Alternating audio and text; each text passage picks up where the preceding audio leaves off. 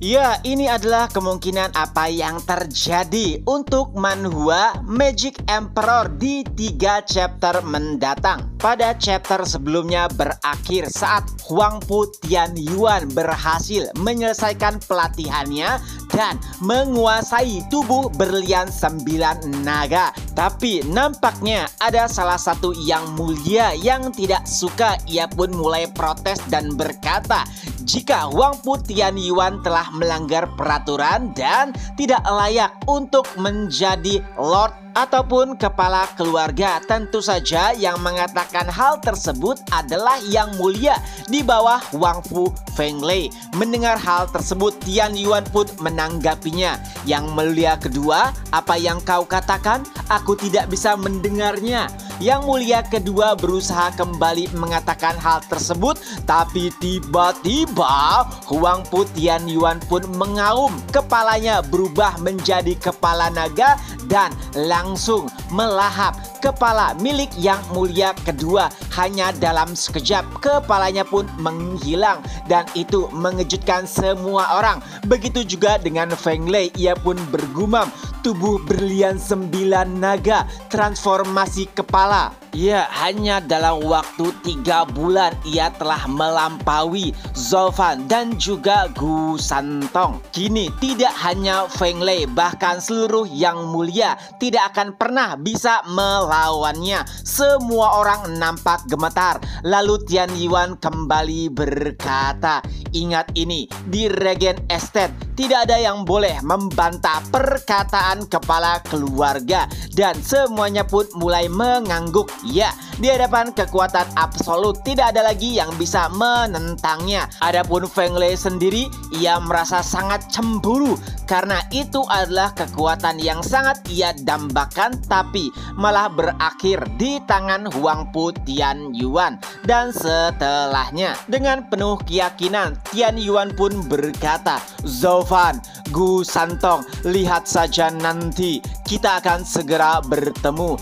Dan setelahnya, seseorang pun mulai membuka suara. Estate Lord, lalu bagaimana dengan naga surgawi? Dan Tianyuan pun menjawab, hanya 3 naga surgawi, aku bisa melawan mereka. Ya, tidak perlu khawatir. Intinya Tianyuan sangat yakin bahkan ia bisa mengalahkan semua orang, termasuk Zolfan, Gu Santong, dan juga 3 naga surgawi. Itu adalah kepercayaan diri yang besar. Huang Pu Fenglei menyatakan itu adalah sebuah kesombongan, tapi saat melihat kekuatan Huang Pu Tianyuan, itu mungkin benar adanya. Tianyuan kembali berkata, tapi karena naga penjaga surgawi dikirim oleh Kaisar, biarkan kita menggunakannya. Dan apapun yang Kaisar licik itu rencanakan, dengan kekuatanku, akulah yang pada akhirnya menjadi pemenang. Ya, karena 3 naga penjaga telah menunggu di Regen Estate, Tianyuan bersama orang-orangnya pun mulai bergegas menemui mereka. Dan saat kehadirannya, tidak hanya Fang Qiubai, Ghost King, dan juga Sima Hui merasa terkejut saat mengetahui tingkatan kultivasi Tianyuan, ranah visi dewa puncak. Padahal sebelumnya ia hanyalah ranah Tianshuan puncak. Ketiganya pun mulai menunduk dan menyapa Tianyuan. Sebetulnya salah satu dari mereka mulai menyinggung teknik apa yang dipakai oleh Tianyuan sehingga ia bisa melesat cepat, bahkan melebihi Zolfan hanya dalam waktu 3 bulan. Tapi Tianyuan tidak menanggapinya. Lalu ia berkata, karena kalian dikirim untuk membantu Regen Estate menangkap pengkhianat, aku dan Tuan Leng telah menyusun rencana, yaitu untuk mengalahkan Zolfan. Mari kita singkirkan dulu sayap yang ia miliki ataupun aliansi yang mendukung mereka, yaitu Pavilion Qianlong, Jianhao House, dan juga Huayu Building. Nah, awalnya 3 naga surgawi tidak menyukai ide tersebut karena berlawanan dengan apa yang diperintahkan oleh Kaisar. Tapi pada akhirnya mau tidak mau mereka pun mengikuti ide Tianyuan. Dan tidak lupa Tian Yuan juga mulai memberikan instruksi kepada 3 aliansinya untuk mulai menyerang aliansi milik Zhou Fan. Tapi ternyata di dalam perbincangan tersebut tidak ada seorang pun yang menyadari jika ada yang sedang memata-matai mereka. Dan setelah mendapatkan informasi tersebut, seseorang pun mulai bergerak.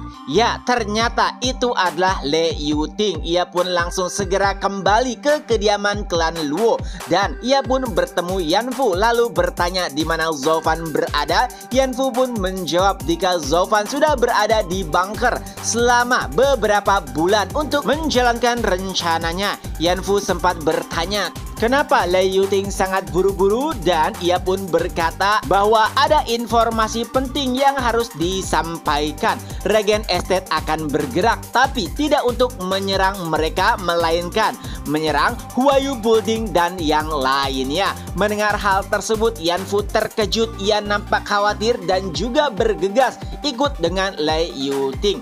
Di depan bunker terlihat kurang lebih ada 10.000 orang yang menjaga. Ya, semua itu berkaitan dengan rencana Zhou Fan. Dan di tengah-tengah mereka ada Zhou Fan dan juga Yun Shuang. Melihat kedekatan keduanya, nampaknya Le Yuting sangat tidak senang. Ia pun mulai mengejek Zhou Fan dan menasihati Yun Shuang agar tidak terlalu dekat dengan Zhou Fan karena pada akhirnya ia akan dicampakkan. Awalnya Yun Shuang tidak begitu mengerti dengan perkataan Le Yuting. Tapi pada akhirnya memang Yun Shuang hanya bisa bingung dengan kata-kata yang selalu dikeluarkan Le Yuting terkait Zhou Fan. Setelahnya, ia pun mulai menyampaikan informasi yang baru ia dapat kepada Zhou Fan. Dan setelah mendengarnya, Zhou Fan malah tertawa. Ia merasa senang dan itu membuat semua orang terkejut. Ya, bagaimana bisa Zhou Fan nampak senang tak kalah para sekutunya mulai diserang atau akan diserang kurang lebih 3 bulan ke depan oleh aliansi gerbang kekaisaran. Lalu Zhou Fan pun mulai menjelaskan, pada akhirnya ketika kita menang dan menguasai Tianyu, maka aliansi kita nantinya akan mewaspadai klan Luo seperti Regen Estate, yang artinya tidak ada yang namanya aliansi ataupun rekan abadi. Mereka melakukan hal tersebut hanya demi keuntungan mereka.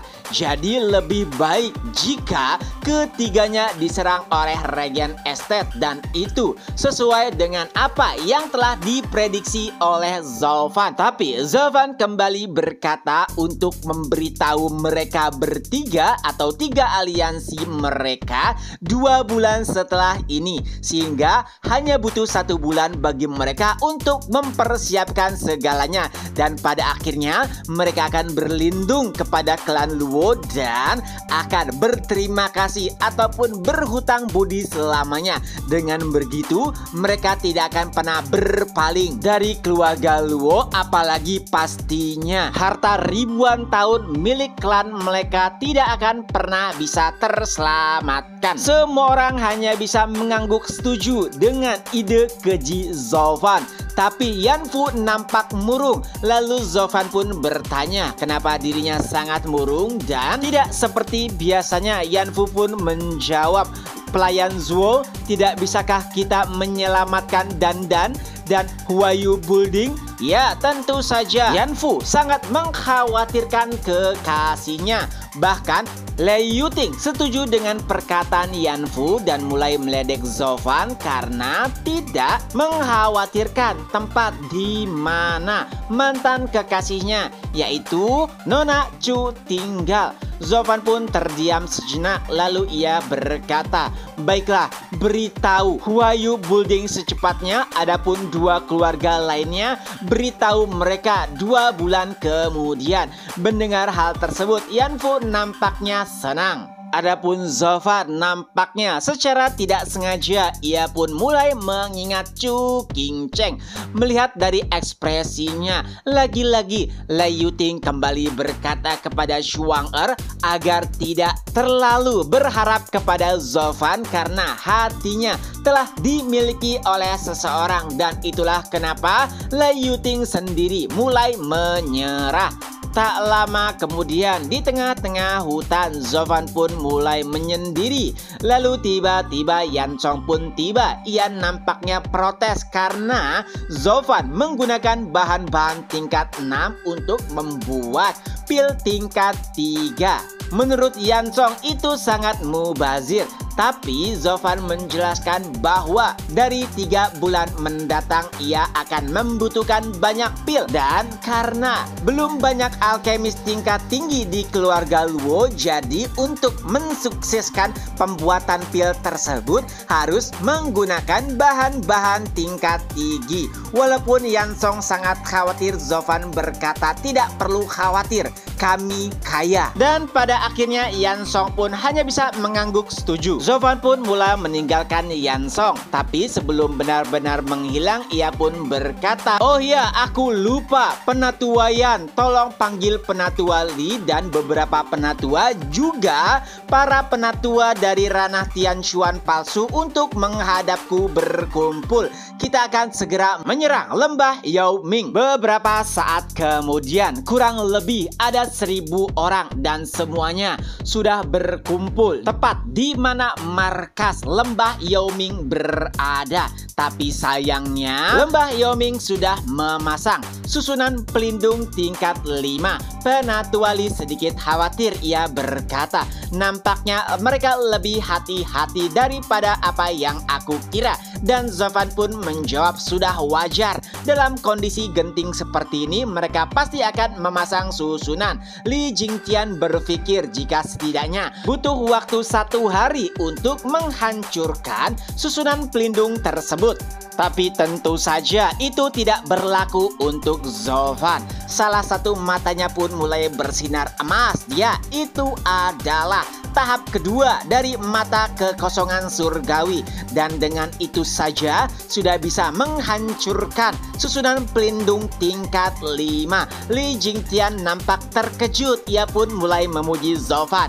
Tapi Zofan berkata jika itu adalah hal yang biasa. Tentu saja itu bukan hal yang mudah. Jika itu bukan Zofan, tidak akan ada yang bisa menghancurkan susunan pelindung tingkat 5 hanya dalam beberapa detik saja. Lalu Zofan pun berkata, susunan telah terbuka. Penatua Li, pimpin orang-orang untuk menyerbu ke dalam. Dan dengan instruksi singkat tersebut, Li Jingtian bersama 1000 orang ahli ranah Tianshuan pun mulai menyerbu markas lembah Yaoming. Dan tentunya orang-orang dari lembah Yaoming tidak menyangka jika mereka diserang. Ya, pasukan yang dipimpin oleh Li Jingtian membunuh dan membantai orang-orang lembah Yaoming dengan sangat mudah.